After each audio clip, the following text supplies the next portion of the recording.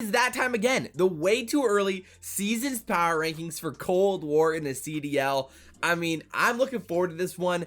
Again, we know the majority of the teams at this point. Finally, roster mania has been dragging on for quite a while now, since the end of COD Champs multiple months ago at this point. We basically know 11 of the 12 teams, one team lagging a little bit behind, but at the end of the day, I'm very excited to get into this and go through who is going to dominate the Call of Duty League this year, based off what we know about these rosters and how these guys play, and what we know about Cold War and the potential of how Cold War could play. Without further ado, let's get right into it. Let's go. Here is our template, and I hope you've already figured out that I'm using the green screen today as we go through this. And you might be wondering, why are there just lines at the top of these categories and there aren't any names? Well, that's why we're going to talk about this now. The names of our categories for this way too early season's prediction is Elite, is Contender, is In the Mix, and we've got Paris. Oh yeah, this is some good stuff. So we're gonna be ranking them.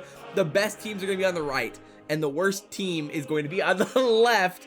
And it's basically like a timeline. The farther right you are, the better you are. The farther left you are, the worse you are. And we're gonna go from there and predict this season's final standings. So first up on the list, we've got the Seattle Surge. Obviously, their roster of Octane, Looney, Gunless, and Priestahh is a really interesting one. I mean, you know, they're betting on the success of Gunless and Looney and how that slang power is going to play out. They need Gunless and Priestahh to really, you know, come into their own this season. Gunless to return to his World War II form. Priestahh to become a consistent slayer on the map. Looney flexing, Octane playing as a team player as the main AR.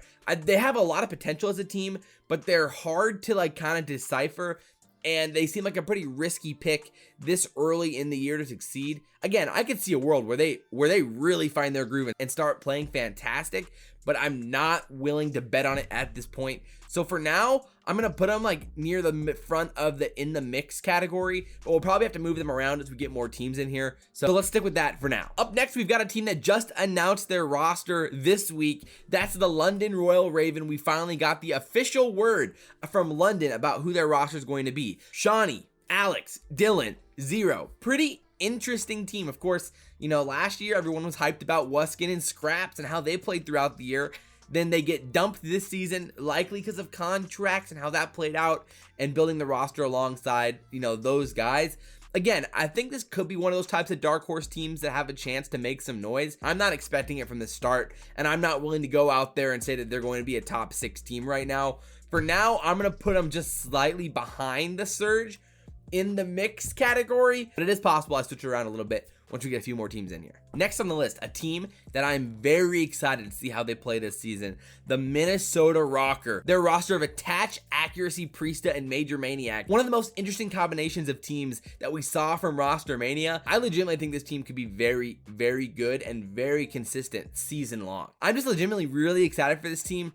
I don't think I can put them in the elite category because we do know some of these other rosters are pretty insane. So I'm going to put them right at the front of the contenders category for now, and see where other teams end up falling on this list. I've talked about this on the podcast quite a bit. Shout out the podcast. It does come out every Tuesday around 5 p.m. Central Time, so stay on the lookout for that. I just posted a gameplay on the gaming channel as well, by the way, so I highly recommend you go check that out. I'm back on Modern Warfare playing some Hack in the Yard, and some craziness went down. But anyway, I really do think the Rokkr are an underrated S&D team. Priestahh, Major Maniac, fantastic S&D players their whole careers. Attach and Accuracy, really consistent veterans at this point as well. The two X factors for this team are definitely Major Maniac and Attach. I mean, I know people have the pacing issues with Major Maniac, but Attach, you know, in his past was a great slayer, but he played a more OBJ support role the past like year and a half or two. So if he can come into his own again and kind of find that inner slayer inside of him, which I know is there,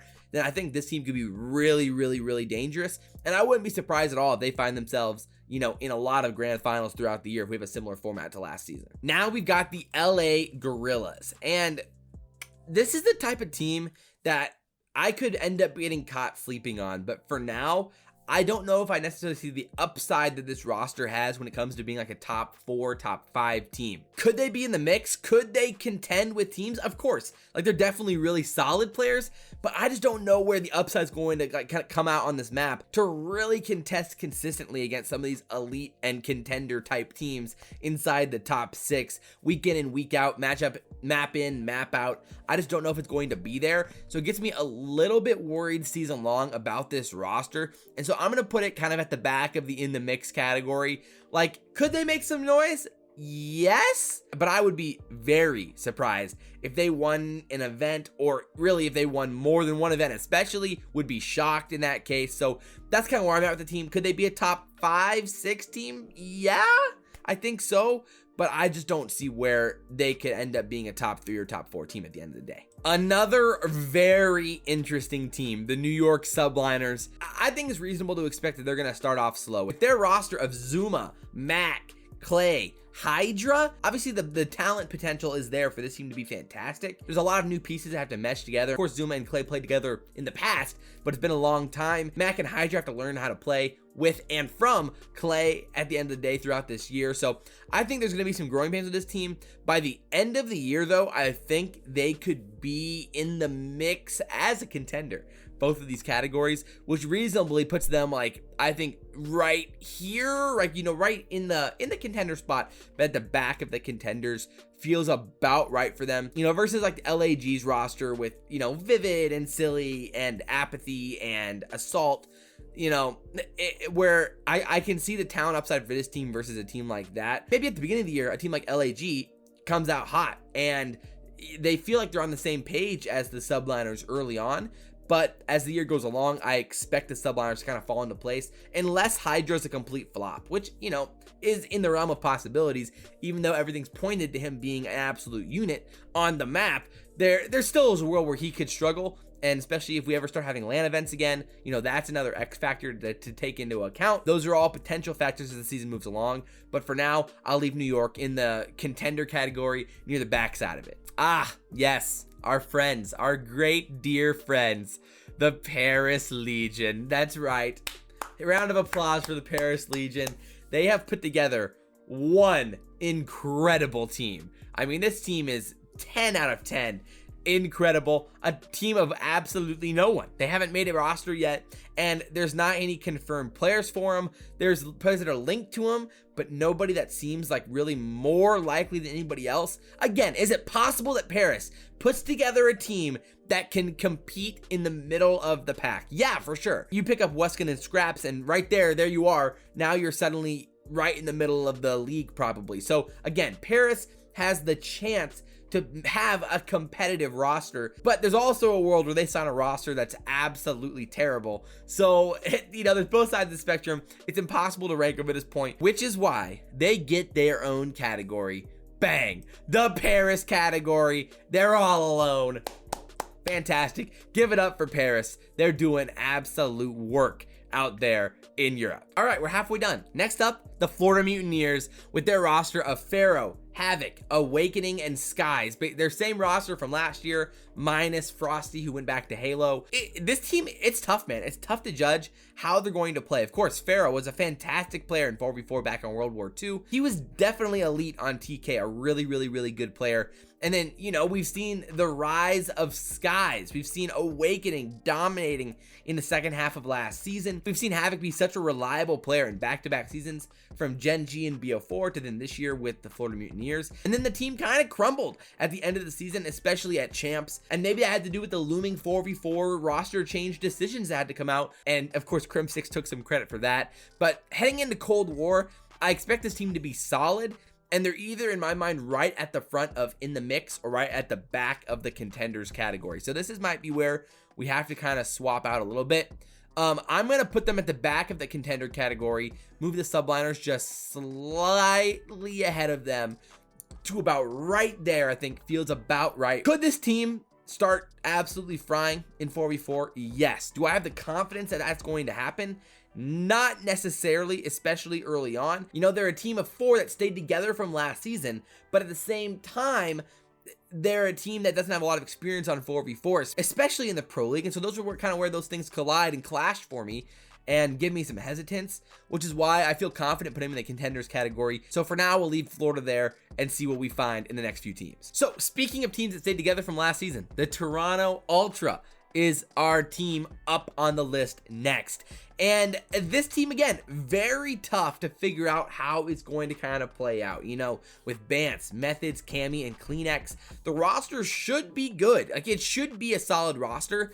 And we saw the potential this team had in the second half of last year, where they really started showing out and showing up and playing really good Call of Duty as a unit, as a team. Last year, of course, they experimented for a long time to find their right combination. They were cooking in the kitchen with Chef Abezy. But finally, they found their right roster and it started working and they looked really, really good. But I just don't have the confidence in this team. You know, Bance is the kind of the biggest question mark for me with this team. Insight is their substitute, which I think is a world where he ends up seeing some playing time at some point this year. Where the roster's at right now, I want to put them probably just slightly. Honestly, now we got to make some changes here. So we got to move the Mutineers up a little bit. I'll move London back a little bit, move Surge back a little bit. We'll clean this up just slightly to kind of give this thing a little bit more clarity. So we'll do this, bang, bang. All right, there we go. Now we've got a little bit more thought out list here for where we're at with these teams so far. I like this team as a core. We're banking on Cammy and CleanX being basically elite players for this team to really jump inside that top 5 range. And Cammy and CleanX look fantastic in Modern Warfare, and CleanX looked, you know, great at COD Champs and BO4. So we know they have inherent talent. But is it going to play out right away for this team? That's where I get a little hesitant, and I'm not willing to commit to that. Toronto at the back of the contenders category feels about right for me. Atlanta Faze up next. Obviously, this roster is stacked. Arcitys, Cellium, Simp, Abezy. On paper, with what these guys have done the past 2 years, is scary for opposing teams. Cellium, of course, so good at the end of Black Ops 4, and then, of course, fantastic in Modern Warfare. Simp, a top 3 player the last 2 years. Abezy, a top 3 or 4 player in Black Ops 4, and a locked-in top 10 player in Modern Warfare. Then you add in Arcitys to kind of fill that main AR role, to give them about as locked in of roles as you could possibly have. Dangerous snipers on this team in Search and Destroy. Their ability is going to be scary, I think. It's impossible not to put Faze inside the elite category for now.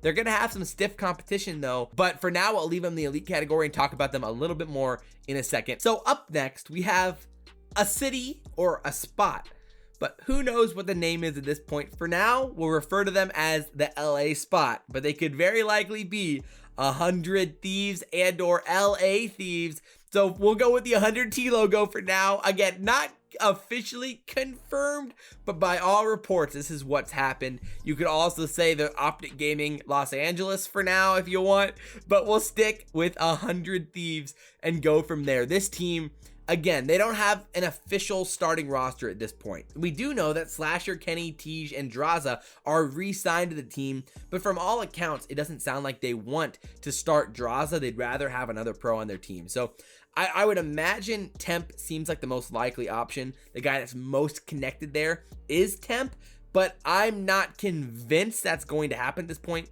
For now, I don't think you can really put him any more than like in the mix categories. And I feel better about the team if it's Temp over Draza for sure. But I do think this team living in Dallas playing online is going to be in the mix or a contender. They're really, really close. For now, I feel like I have to put them at the front of the in the mix category. So we can move the Surge back just a little bit. We'll move the London Royal Ravens back a little bit. Something like this for now. There's just a lot of moving parts at this point with some of these teams, and it's hard to rank them.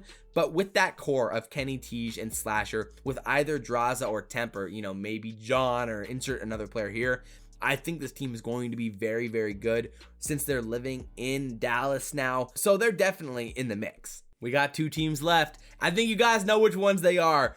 First, we're going to talk about the Chicago Huntsmen. Of course, this team has a ton of potential. Scump, Formal, Dashy, Envoy. I mean, those are some real names in the Call of Duty scene. The branding on this team's insane. By far the most popular team in the CDL, of course. And with those players, they're going to be a good team. My biggest question with how this plays out, we've seen Dashy now clashed with Crimsix on OpTic in BO4. He's on OpTic in Modern Warfare and clashes with Slasher in the culture of that team as well. The guys that really want to try hard, the guys that are in there grinding every day, he just doesn't mesh very well with those guys. So my biggest issue is teaming with Formal and Envoy. They like having fun, but at the same time, they don't put up with things in the game. Can Dashy mesh with those guys? And will their roles kind of play out? Is Dashy fine with flexing, fine with doing that? He reportedly had some issues with doing that during Modern Warfare on OpTic, and it created for some team problems. And so that's where the potential issues in my mind arise with this Huntsman team and give me a little bit less confidence in them than someone like Faze at this point in the year. And so I definitely think they're an elite team, and they're going to be good event in and event out. Like, we all know that. That's a guarantee, a lock at this point with the talent on that team and the experience and leadership on that team. They're going to be good, for sure. Don't hear what I'm not saying. But for now, I don't see them as competitive as Faze, so we're going to put them in the elite category, but just slightly behind Faze at this point, with one team left to talk about, and of course, that's the Dallas Empire. The defending Call of Duty champions, you know, of course, letting Clayster go, unfortunately. Hook, ILLeY, Shotzzy, Crim, a really good squad. The question is, how is this chemistry going to be without Clay on the roster? How much of the glue was Clay to that team?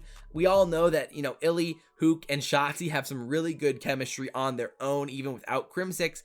And this team's going to be competitive. We all know that. There's no way this team ends up being outside the top 4 realistically. They're going to be good all year long, and I have a lot of confidence of them. The debate for me in my mind is who is more dangerous, Faze or Empire. Again, man, for me, the X factor is Crim versus Arcides, and you can argue the X's and O's and the growth that guys like Shotzzy and ILLeY had in different game modes. I mean, ILLeY kind of grew in Search and Destroy throughout the year and got better and better, and ILLeY got significantly better in the Respawn game modes throughout the year, and Hook's a constant, consistent player for them, and of course, Crim brings the leadership, now being able to run the main AR like he really would prefer to. I think overall this team is very, very dangerous, and both of these teams have to be far and away the favorites. Heading into Black Ops Cold War, they're just locked and loaded all across the board, and at the end of the day, individually across the board, I just have a little bit more confidence in every single player on Faze than I do on Empire. Is Empire very, very good? Yes, of course they are. They are my second team, and it's just by a hair, but I'm gonna put Faze up just the slightest favor over Empire. Empire coming in second. So our final power rankings here is Faze at 1, Empire at 2, the Huntsmen at 3, the Rokkr at 4, the Subliners at 5, Florida at 6, the Ultra at 7, 100T / the LA Spot / LA Thieves / LA OpTic, the Surge at 9, the London Royal Ravens at 10, LAG at 11, and then of course the old Paris Legion at 12 for now. So there's our final list. I hope you guys enjoyed the video. I'm sure you guys are going to disagree with me, so drop all your comments down below.